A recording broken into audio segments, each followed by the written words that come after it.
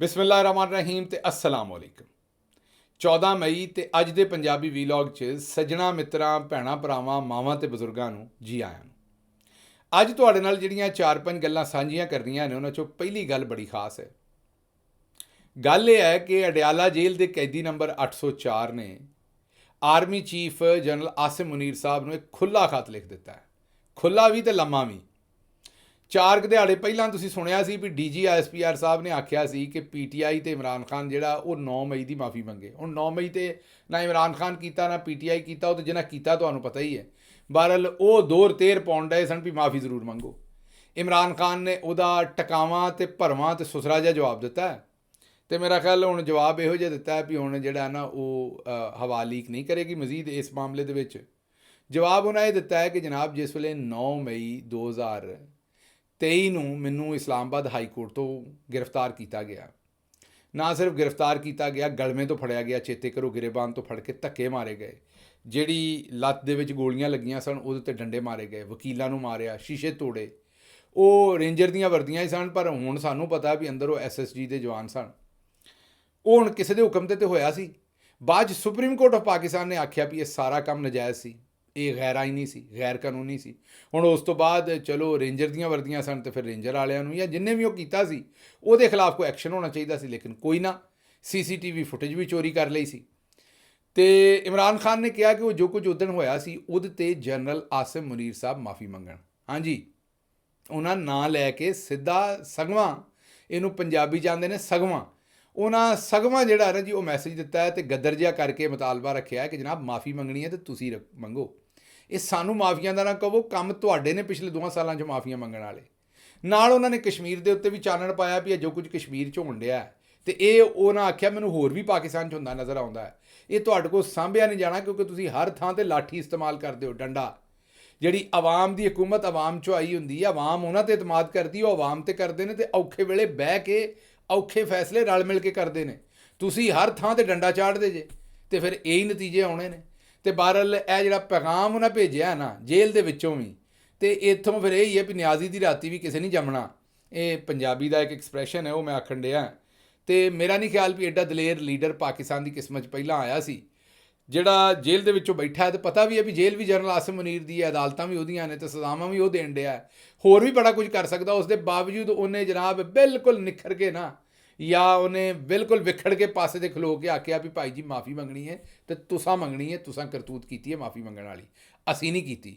ਤੇ ਇਹ ਹੁਣ ਵੇਖਨੇ ਵੀ ਇਸ ਮੈਸੇਜ ਦੇ ਉੱਤੇ ਜਨਰਲ ਆਸਿਮ ਮੁਨੀਰ ਸਾਹਿਬ ਕੀ ਕਰਦੇ ਨੇ, ਕੋਈ ਰੱਬ ਅਕਲ ਦਿੰਦਾ ਹੈ ਕਿ ਨਹੀਂ। ਕੰਮ ਤਾਂ ਮੈਨੂੰ ਔਖਾ ਹੀ ਲੱਗਦਾ ਕਿਉਂਕਿ ਜੋ ਕੁਝ ਕਸ਼ਮੀਰ ਹੋਣ ਡਿਆ ਉਸ ਤੋਂ ਮੈਨੂੰ ਨਹੀਂ ਲੱਗਦਾ ਵੀ ਸਾਨੂੰ ਅਕਲ ਆਉਣੀ ਹੈ। ਅਸੀਂ ਜਿਹੜਾ ਹੈ ਨਾ ਇਹ ਮੋੜ ਨਹੀਂ ਪਾਉਣਾ ਇਸ ਸਾਰੀ ਗੱਲ ਤੋਂ, ਸਾਡੇ ਕੋਲੋਂ ਮੋੜ ਪੈਂਦਾ ਨਹੀਂ ਹੈ। ਅੱਛਾ ਜੀ, ਅਗਲੀ ਖਬਰ ਇਹਦੇ ਨਾਲ ਹੀ ਲਿੰਕ ਹੈ। ਉਹ ਖਬਰ ਜਵੇਦ ਲਤੀਫ ਸਾਹਿਬ ਮਹਿਰ ਬੁਖਾਰੀ ਸਾਹਿਬਾ ਦੇ ਪ੍ਰੋਗਰਾਮ 'ਤੇ ਸਨ। ਉੱਥੇ ਉਹਨਾਂ ਕਿਹਾ ਵੀ ਸਾਡੇ ਨਾਲ ਬੜਾ ਧੱਕਾ ਹੋ ਗਿਆ।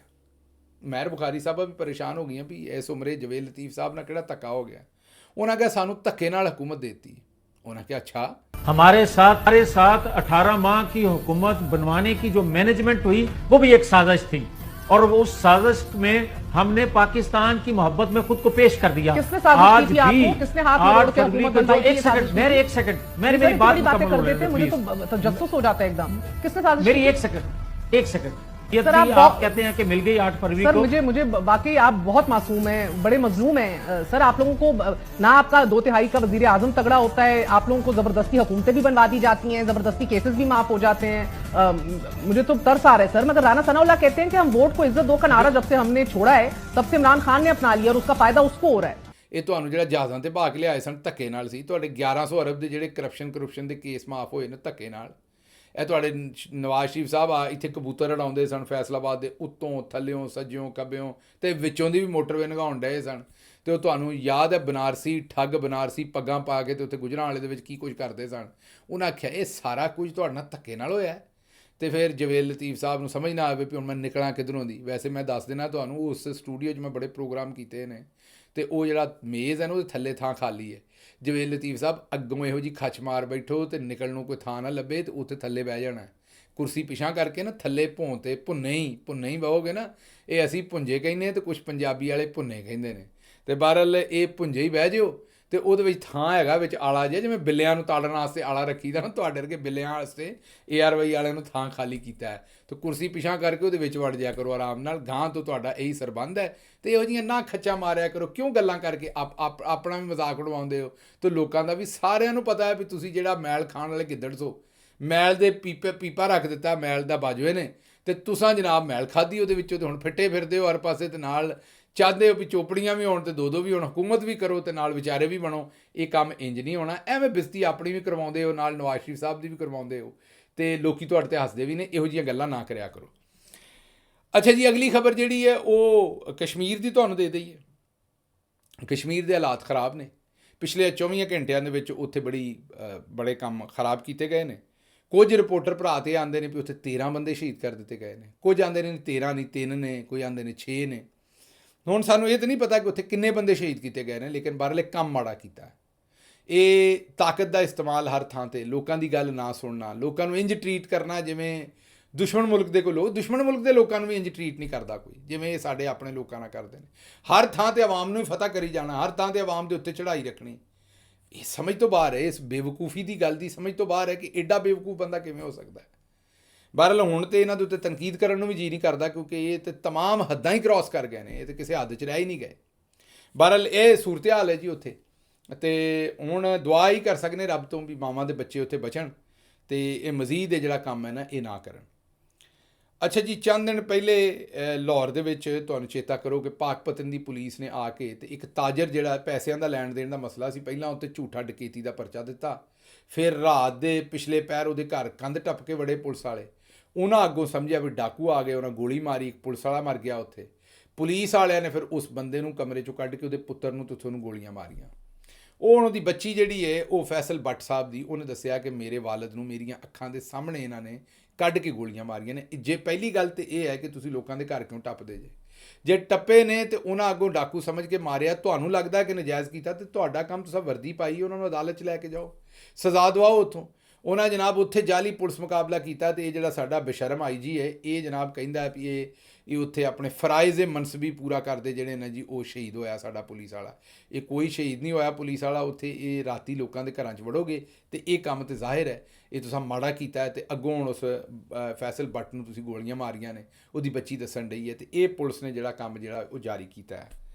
ਅੱਛਾ ਜੀ, ਅਗਲੀ ਖਬਰ ਵੀ ਪੁਲਿਸ ਦੀ ਹੈ। ਚਨਿਓਟ ਪੁਲਿਸ ਵਾਲੇ ਸਿਵਲ ਕੱਪੜਿਆਂ 'ਚ ਜਾ ਕਿਸੇ ਦੇ ਘਰ ਵੜੇ, ਉੱਥੇ ਜ਼ਨਾਨੀਆਂ ਦੇ ਨਾਲ ਤੇ ਦੂਸਰਿਆਂ ਨਾਲ ਬਦਤਮੀਜ਼ੀ ਕੀਤੀ। ਚਨਿਓਟ ਵਾਲੇ ਜਿਹੜੇ ਨਾ ਉਹ ਝੰਗ ਤੇ ਚਨਿਓਟ ਦੇ ਲੋਕ ਜਿਹੜੇ ਜ਼ਰਾ ਥੋੜ੍ਹੇ ਜਿਹੇ ਨਾ ਉਹ ਤੱਤੇ ਨੇ, ਤੇ ਉਹਨਾਂ ਨੇ ਫਿਰ ਸਾਦਾ ਕੱਪੜਿਆਂ 'ਚ ਆਉਣ ਵਾਲੀ ਪੁਲਿਸ ਦੀ ਸਾਦਗੀ ਦੇ ਨਾਲ ਹੀ ਠੁਕਾਈ ਕੀਤੀ। ਹਾਂਜੀ, ਜਿਵੇਂ ਤੁਹਾਨੂੰ ਪਤਾ ਹੀ ਬਹਾਲ ਨਗਰ ਦੇ ਵਿੱਚ ਵੀ ਹੋਈ ਤੇਲ ਪਾਣੀ ਪੂਰਾ, ਤੇ ਉਸ ਤੋਂ ਬਾਅਦ ਖਾਰੀਆਂ, ਤੇ ਉਸ ਤੋਂ ਬਾਅਦ ਅਹਿਮਦਪੁਰ ਸ਼ਰਕੀਆ, ਤੇ ਹੁਣ ਇਹ ਚੌਥਾ ਨਤੀਜਾ ਚਨਿਓਟ ਤੋਂ ਆਇਆ। ਤੇ ਉੱਥੇ ਉਹਨਾਂ ਤੇਲ ਪਾਣੀ ਪੂਰਾ ਕੀਤਾ, ਤੇ ਉਸ ਤੋਂ ਬਾਅਦ ਪੁਲਿਸ ਵਾਲਿਆਂ ਦਾ ਜਿਵੇਂ ਤੇਲ ਪਾਣੀ ਪੂਰਾ ਹੋਇਆ ਤਾਂ ਉਹ ਪਤਲੀ ਗਲੀ ਨਿਕਲ ਗਏ, ਤਾਰੀਆਂ ਕੱਢ ਗਏ ਉੱਥੋਂ। ਬਹਰਹਾਲ ਇਹ ਕੰਮ ਜਿਹੜਾ ਜੀ ਉਹ ਹੋ ਰਿਹਾ। ਤੇ ਦੂਜੇ ਪਾਸੇ ਤੁਹਾਨੂੰ ਮੈਂ ਦੱਸਿਆ ਹੀ ਹੈ ਜੋ ਫੈਸਲ ਬੱਟ ਦੇ ਨਾਲ ਕੀਤਾ, ਤੇ ਕਾਜ਼ੀ ਸਾਹਿਬ ਗੁੰਗੇ ਹੋਏ ਬੈਠੇ ਨੇ, ਉਹਨਾਂ ਨੂੰ ਕੋਈ ਪਰਵਾਹ ਨਹੀਂ ਇਸ ਗੱਲ ਨਾਲ ਵੀ ਕੀ ਹੋਣ ਡਿਆ। ਅੱਛਾ ਜੀ, ਅਗਲੀ ਖਬਰ ਇਹ ਹੈ ਕਿ ਲਾਹੌਰ ਹਾਈ ਕੋਰਟ ਦੇ ਵਿੱਚ ਜਿਹੜਾ ਨਾ ਜੀ ਉਹ ਰਿਹਾਨਾ ਡਾਰ, ਅੰਮਾ ਰਿਹਾਨਾ ਡਾਰ, ਤੇ ਨਾਲ ਉਹਨਾਂ ਦੇ ਜਿਹੜਾ ਨਾ ਜੀ ਉਹ ਚੇਤਾ ਕਰੋ ਅਲੀ ਇਜਾਜ਼ ਬੁੱਟਰ ਜਿਹੜਾ ਨੇ ਅਲੀਮ ਖਾਨ ਦਾ ਮੁਕਾਬਲਾ ਕੀਤਾ ਸੀ, ਉਹਨਾਂ ਦੀਆਂ ਪਟੀਸ਼ਨਾਂ ਲੱਗ ਗਈਆਂ ਨੇ ਹੁਣ, ਤੇ ਹਾਈ ਕੋਰਟ ਨੇ ਜਵਾਬ ਮੰਗ ਲਏ ਨੇ ਵੀ ਲਿਆਓ ਬਈ ਰਿਕਾਰਡ, ਕਿਸ ਤਰ੍ਹਾਂ ਹਾਰੇ ਨੇ ਤੇ ਕਿਸ ਤਰ੍ਹਾਂ ਜਿੱਤੇ ਨੇ। ਤੇ ਹੁਣ ਉਹ ਹਲਕੇ ਉੱਥੇ ਖੁੱਲ੍ਹ ਜਾਣੇ ਨੇ, ਤੇ ਮੈਨੂੰ ਲੱਗਦਾ ਵੀ ਕੰਮ ਖੁੱਲ੍ਹ ਜਾਣਾ। ਜੇ ਉਹ ਹਲਕੇ ਖੁੱਲ੍ਹ ਗਏ ਤੇ ਕੰਮ ਲੰਮਾ ਚੌੜਾ ਖੁੱਲ੍ਹ ਜਾਣਾ, ਤੇ ਆਸਿਮ ਮਨੀਰ ਸਾਹਿਬ ਨੂੰ ਫਿਰ ਪਤਾ ਨਹੀਂ ਕਿੱਥੇ ਕਿੱਥੇ ਜਿਹੜਾ ਨਾ ਉਹ ਜਵਾਬ ਦੇਣਾ ਪੈਣਾ, ਕਿਉਂਕਿ ਜਿਸ ਤਰੀਕੇ ਨਾਲ ਇਹਨਾਂ ਫਾਰਮ 45 ਤੇ ਫਾਰਮ 47 ਤੇ ਜਿਸ ਤਰੀਕੇ ਨਾਲ ਲੁੱਟਮਾਰ ਕੀਤੀ ਉਹ ਤੁਹਾਨੂੰ ਪਤਾ ਹੀ ਹੈ। ਬਹਰਹਾਲ ਇਹ ਜਨਾਬ ਹੁਣ ਹਲਕੇ ਜਿਹੜੇ ਜੇ ਉਹ ਖੁੱਲ੍ਹਣ ਲੱਗੇ ਜੀ। ਅੱਛਾ, ਅਗਲੀ ਖਬਰ ਜਿਹੜੀ ਹੈ ਉਹ ਇਸ ਤੋਂ ਵੀ ਖਤਰਨਾਕ ਹੈ। ਉਹ ਖਬਰ ਇਹ ਹੈ ਕਿ ਸਾਡਾ ਭਾਅ ਸਫਦਰ, ਤੁਹਾਨੂੰ ਪਤਾ ਹੀ ਹੈ, ਭਾਅ ਸਫਦਰ ਨੇ ਨਵੀਂ ਗੱਲ ਦੱਸ ਦਿੱਤੀ ਹੈ। ਭਾਅ ਸਫਦਰ ਨੇ ਕਿਹਾ, ਉਹ ਜਵੇਦ ਚੌਧਰੀ ਸਾਹਿਬ ਨੇ, ਜੇਦਾ ਜੀ ਨੇ ਸਵਾਲ ਪੁੱਛਿਆ ਕਿ ਇਹ ਤੁਸੀਂ ਘਰ ਦਮਾਦ ਕਿਉਂ ਬਣ ਗਏ ਹੋ। ਤੁਹਾਨੂੰ ਪਤਾ ਹੀ ਹੈ ਨਾ, ਪੰਜਾਬ ਦੇ ਵਿੱਚ ਆਉਂਦੇ ਨੇ ਵੀ ਜਵਾਈ ਜਿਹੜਾ ਉਹ ਸਹੁਰਿਆਂ ਦੇ ਘਰ ਚੰਗਾ ਨਹੀਂ ਹੁੰਦਾ, ਤੇ ਉਹਨਾਂ ਆਖਿਆ ਜੀ ਕਿ ਤੁਸੀਂ ਜਿਹੜੇ ਨਾ ਜੀ ਜਵਾਈ ਭਾਈ ਬਣੇ ਹੋ, ਤੇ ਤੁਸੀਂ ਘਰ ਦਮਾਦ ਕਿਉਂ ਬਣੇ ਹੋ। ਉਹ ਕੈਪਟਨ ਸਫਦਰ ਨੇ ਕਿਹਾ ਵੀ ਬਈ ਮੈਂ ਸ਼ੌਕ ਨਾਲ ਨਹੀਂ ਬਣਿਆ, ਮਜਬੂਰੀ 'ਚ ਬਣਿਆ, ਮੇਰੇ ਕੋਲ ਰਾਹ ਕੋਈ ਨਹੀਂ ਸੀ ਹੋਰ, ਮੈਂ ਬੜਾ ਮਜਬੂਰ ਸਾਂ। ਉਹਨਾਂ ਕਿਹਾ ਵੀ ਮੈਂ ਜਿਹੜਾ ਨਾ ਉਹ ਜਿਹੜੀ ਸਾਡੀ ਬਾਜੀ ਮਰੀਮ ਤੇ ਆਂਦੀ ਹੈ ਨਾ ਕਿ ਮੈਂ ਤੇ ਅਰਬਪਤੀ ਦਾਦੇ ਦੀ ਅਰਬਪਤੀ ਧੀ ਹੈ, ਤੇ ਮੇਰੇ ਕੋਲ ਤੇ ਇੰਨਾ ਰੁਪਈਆ ਹੈ ਕਿ ਪਤਾ ਹੀ ਕੋਈ ਨਹੀਂ। ਸ਼ਬਾਜ਼ ਸ਼ਰੀਫ ਆਂਦਾ ਵੀ ਮੇਰਾ ਪਿਓ ਜਿਹੜਾ ਉਹ ਮਜ਼ਦੂਰ ਸੀ, ਤੇ ਕੈਪਟਨ ਸਫਦਰ ਸਾਹਿਬ ਨੇ ਵੀ ਇਹੋ ਜਿਹੀ ਗੱਲ ਹੀ ਦੱਸੀ। ਉਹਨਾਂ ਕਿਹਾ ਵੀ ਵਿਆਹ ਤੋਂ ਮਗਰੋਂ ਨਾ ਅਸੀਂ ਇੱਕ ਕਿਰਾਏ ਤੇ ਘਰ ਲਿਆ ਸੀ ਇਤਫਾਕ ਹਸਪਤਾਲ ਦੇ ਲਾਗੇ। ਹੁਣ ਇਹ ਮੈਨੂੰ ਸਮਝ ਨਹੀਂ ਲੱਗੀ ਵੀ ਭਾਈ ਨਾ ਪਾਸ ਅਫਸਰ ਡਾਕਟਰ ਹੈ, ਨਾ ਸਾਡੀ ਬਾਜੀ ਵੀ ਫੇਲ ਹੋ ਗਈ ਸੀ, ਉਹ ਵੀ ਡਾਕਟਰ ਨਹੀਂ, ਤੇ ਇਤਫਾਕ ਹਸਪਤਾਲ ਦੇ ਲਾਗੇ ਕਿਉਂ ਘਰ ਲਿਆ, ਕੀ ਕਰਨਾ ਸੀ ਉੱਥੇ? ਮੇਰਾ ਮਤਲਬ ਹੈ ਕਿ ਹਸਪਤਾਲ ਨਾਲ ਦੋਵਾਂ ਜਾਣਿਆਂ ਦਾ ਕੀ ਲੈਣ ਦੇਣ ਸੀ। ਬਹਰਹਾਲ ਭਾ ਨੇ ਦੱਸਿਆ ਕਿ ਮੈਂ ਉੱਧਰੋਂ ਤੇ ਜ਼ਾਹਿਰ ਹੈ ਉਹ ਫੌਜ ਵੱਲੋਂ ਤੇ ਫਾਰਗ ਕਰਾ ਲਿਆ ਸੀ ਨਵਾਜ਼ ਸ਼ਰੀਫ ਸਾਹਿਬ ਨੇ, ਤੇ ਭਾ ਨੇ ਕਿਹਾ ਕਿ ਉਸ ਵੇਲੇ ਮੈਂ ਕਿਰਾਏ ਤੇ ਘਰ ਲਿਆ ਸੀ। ਜ਼ਾਹਿਰ ਹੈ ਮਾੜੇ ਹੀ ਹਾਲਾਤ ਹੋਣੇ ਨੇ, ਤੇ ਹਜੇ ਵੀ ਮਾੜੇ ਹੀ ਹੋਣੇ ਸਨ। ਜੇ ਇੰਨਾ ਮਾਲ ਪਾਣੀ ਨਾ ਖਾਧਾ ਹੁੰਦਾ, ਚੋਰੀ ਸ਼ਾਰੀ ਨਾ ਕੀਤੀ ਹੁੰਦੀ, ਤੇ ਭਾ ਦੇ ਹਾਲਾਤ ਹਜੇ ਵੀ ਮਾੜੇ ਹੀ ਹੋਣੇ ਸਨ। ਭਾ ਨੇ ਆਪ ਦੱਸਿਆ ਵੀ ਕਿਰਾਏ ਤੇ ਘਰ ਲਿਆ ਸੀ, ਤੇ ਉਹ ਕਿਰਾਏ ਤੇ ਇਸ ਤੋਂ ਘਰ ਲਿਆ ਸੀ ਵੀ ਗਾਂ ਮੈਂ ਅਗਰ ਸਿਵਲ ਸਰਵਿਸ ਚਲਾ ਗਿਆ ਸੀ, ਫੌਜ ਵਾਲੇ ਪਾਸਿਓਂ ਸਿਵਲ ਸਰਵਿਸ 'ਚ ਆ ਗਏ ਸਨ, ਤੇ ਗਾਂ ਮੈਂ AC/DC ਬਣ ਜਾਣਾ ਸੀ, ਫਿਰ ਘਰ ਹੀ ਘਰ ਹੋਣੇ ਸੀ ਭਾ ਨੇ ਕਿਹਾ, ਤੇ ਮੌਜਾਂ ਲੱਗ ਜਾਣੀਆਂ ਸਨ। ਉਹ ਭਾ ਨੂੰ ਹੁਣ ਕੀ ਪਤਾ ਸੀ ਵੀ ਲੰਦਨ ਤੇ ਕੀ, ਪਾਕਿਸਤਾਨ 'ਚ ਪ੍ਰਾਪਰਟੀ, ਤੇ ਕਤਰੀ ਖੱਤ, ਤੇ ਕੈਲਵਰੀ ਫੌਂਟ, ਤੇ ਕਿਹੜੀ ਗੱਲ। ਸਾਡੀ ਭੈਣ ਹੈ ਹੀ ਬੜੀ ਸਿਆਣੀ ਹੈ, ਤੇ ਭਾ ਨੇ, ਤੇ ਭਾ ਦੀ ਅੱਖ ਸਿਰਫ AC/DC ਤੱਕ ਸੀ। ਭਾ ਨੂੰ ਕੀ ਪਤਾ ਵੀ ਸਾਡੀ ਭੈਣ ਨੇ ਚੀਫ ਮਿਨਿਸਟਰ ਬਣ ਜਾਣਾ, ਤੇ ਭਾ ਵਿਚਾਰਾ AC/DC ਬਣਨ ਨੂੰ ਫਿਰਦਾ ਸੀ। ਤੇ ਉਹ ਜਨਾਬੇ ਵਾਲਾ ਭਾ ਨੇ ਕਿਹਾ ਕਿ ਫਿਰ ਕੰਮ ਚੱਲਿਆ ਨਹੀਂ, ਉੱਥੇ ਸਿਕਿਉਰਿਟੀ ਦਾ ਬੜਾ ਰੌਲਾ ਸੀ, ਤੇ ਫਿਰ ਜਿਹੜਾ ਕਿਰਾਏ ਤੇ ਘਰ ਲਿਆ ਉਹਨੂੰ ਬੰਦ ਕੀਤਾ, ਤੇ ਫਿਰ ਮੈਂ ਜਾ ਸਹੁਰਿਆਂ ਦੇ ਘਰ ਜਵਾਈ ਬਣ ਗਿਆ, ਤੇ ਮਜਬੂਰੀ 'ਚ ਕੀਤਾ, ਮੈਂ ਸ਼ੌਕ ਨਾਲ ਕੰਮ ਨਹੀਂ ਕੀਤਾ। ਭਾ ਦੇ ਚਿਹਰੇ ਦੇ ਉੱਤੇ ਪਰੇਸ਼ਾਨੀ ਵੀ ਸੀ, ਅਫਸੋਸ ਵੀ ਸੀ, ਤੇ ਅਸੀਂ समझ सकते हैं। जरा सुनो पा की आखन डे। तो आपकी जब शादी हुई उसके बाद ज़ाहिर है आप घर दामाद बन मजबूरन बन गए। कोई ऑप्शन नहीं थी। क्यों? आपके पास ऑप्शन तो थे, आप क्या? मानसरा ले जाते।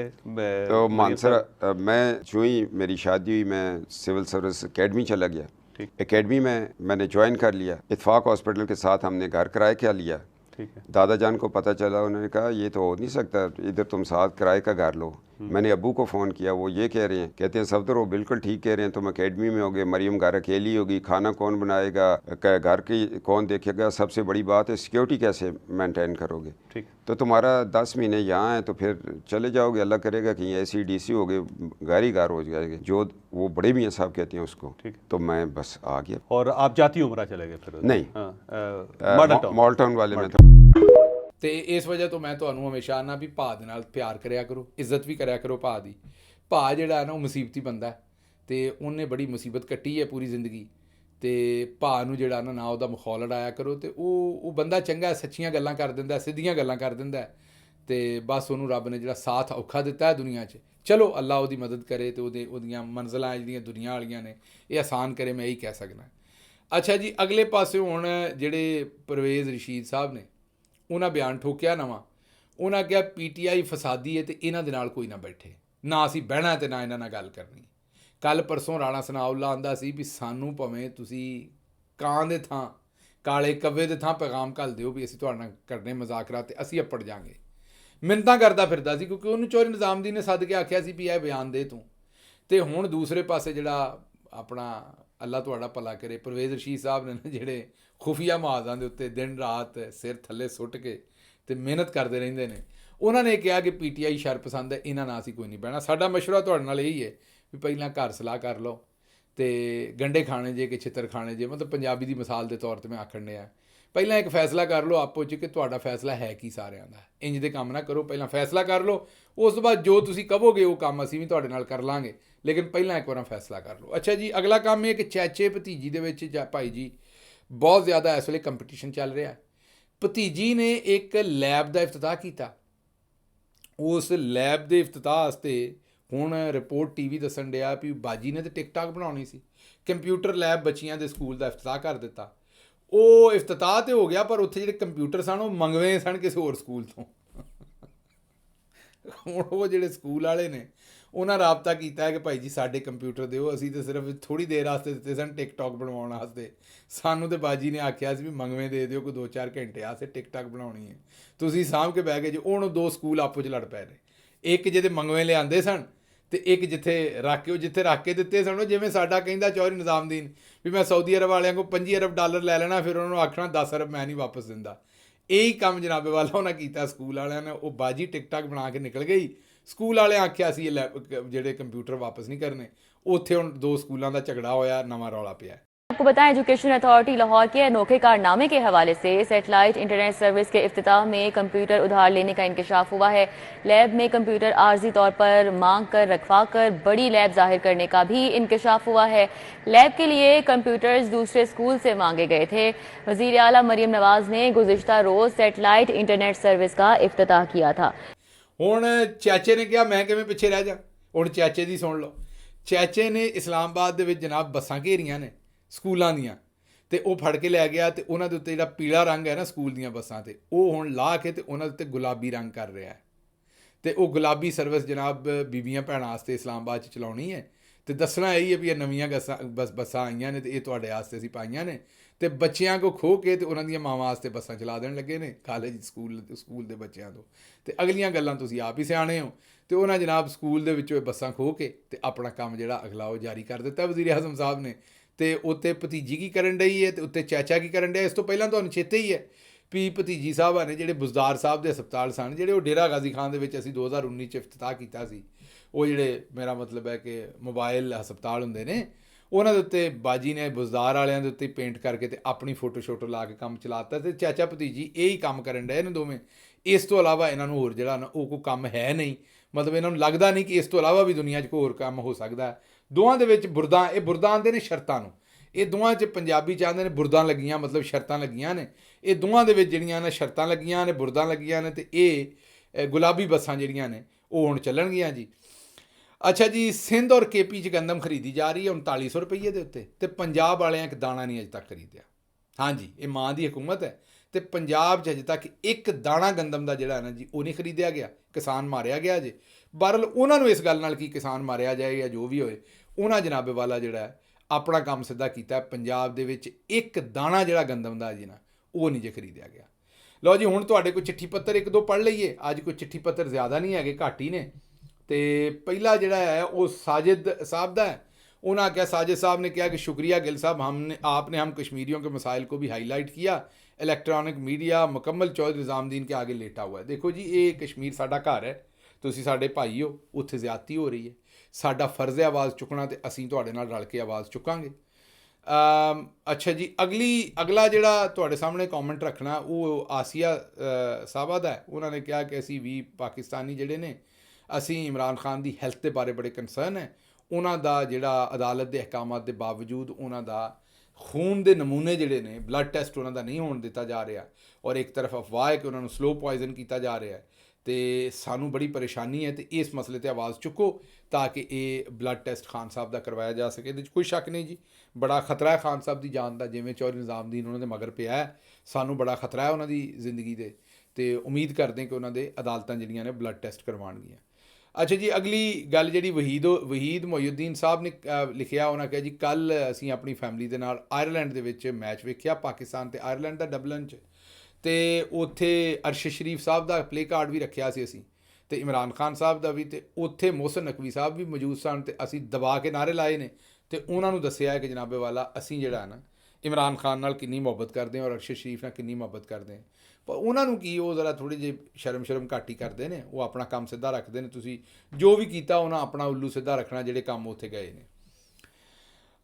ਅੱਛਾ ਜੀ, ਇਹਨਾਂ ਆਖਿਆ ਜੀ, ਪੰਜਾਬੀ ਵੀਲੌਗ ਸ਼ੁਰੂ ਕਰਨ ਤੋਂ ਪਹਿਲੇ ਦਿਨ ਔਰ ਤਾਰੀਖ ਦੱਸ ਦਿਆ ਕਰੋ ਤਾਂ ਕਿ ਸਾਨੂੰ ਜਿਹੜਾ ਨਾ ਉਹ ਸਮਝ ਆ ਜਾਏ। ਅੱਜ ਜਨਾਬ ਤੁਹਾਡਾ ਹੀ ਕਮੈਂਟ ਪੜਿਆ ਸੀ ਪ੍ਰੋਗਰਾਮ 'ਚ ਆਉਣ ਤੋਂ ਪਹਿਲਾਂ, ਅਤੇ ਇਸ ਲਈ ਅੱਜ ਅਸੀਂ ਕੋਸ਼ਿਸ਼ ਕੀਤੀ ਹੈ ਕਿ ਪਹਿਲਾਂ ਤਾਰੀਖ ਜਿਹੜਾ ਨਾ ਜੀ ਉਹ ਤੁਹਾਨੂੰ ਦੱਸ ਦਈਏ। ਅੱਛਾ ਜੀ, ਮੁਹੰਮਦ ਅਵੈਸ ਸਾਹਿਬ ਨੇ ਕਿਹਾ ਜੀ ਕਿ ਮੈਂ ਗਵਰਨਮੈਂਟ ਕਾਲਜ ਫੈਸਲਾਬਾਦ ਦਾ ਸਟੂਡੈਂਟ ਹੈ। ਇਮਰਾਨ ਖਾਨ ਦੀ ਜ਼ਮਾਨੇ 'ਚ ਸਾਨੂੰ ਅਹਿਸਾਸ ਸਕਾਲਰਸ਼ਿਪ ਲੱਭਦੀ ਸੀ ਜਿਹਦੇ ਨਾਲ ਤਾਲੀਮ ਜਾਰੀ ਸੀ। ਚੋਰਾਂ ਦਾ ਟੋਲਾ ਆਇਆ, ਇਹਨਾਂ ਸਕਾਲਰਸ਼ਿਪ ਵੀ ਖਤਮ ਕਰ ਦਿੱਤੀ, ਗਰੀਬ ਦੇ ਬੱਚੇ ਰੁਲ ਗਏ ਨੇ। ਕੋਈ ਨਹੀਂ ਮੁਹੰਮਦ ਅਵੈਸ ਸਾਹਿਬ, ਦੁਆ ਕਰੋ, ਇਨਸ਼ਾਅੱਲਾ ਇਮਰਾਨ ਖਾਨ ਦੋਹਰੇ ਆਏ ਤਾਂ ਦੋਹਰੇ ਤੁਹਾਡੇ ਜਿਹੜੇ ਸਕਾਲਰਸ਼ਿਪ ਨੇ ਉਹਨਾਂ ਨੂੰ ਬਹਾਲ ਕਰਾਂਗੇ, ਅਤੇ ਮਾਮਲਾ ਜਿਹੜੇ ਨੇ ਉਹ ਦੁਬਾਰਾ ਉੱਥੋਂ ਹੀ ਸ਼ੁਰੂ ਕਰਾਂਗੇ ਜਿੱਥੋਂ ਇਹ ਤਾਣ ਟੁੱਟੀ ਸੀ। ਲਓ ਜੀ, ਮੈਨੂੰ ਹੁਣ ਇਜਾਜ਼ਤ ਦਿਓ, ਤੇ ਰੱਬ ਰਾਖਾ।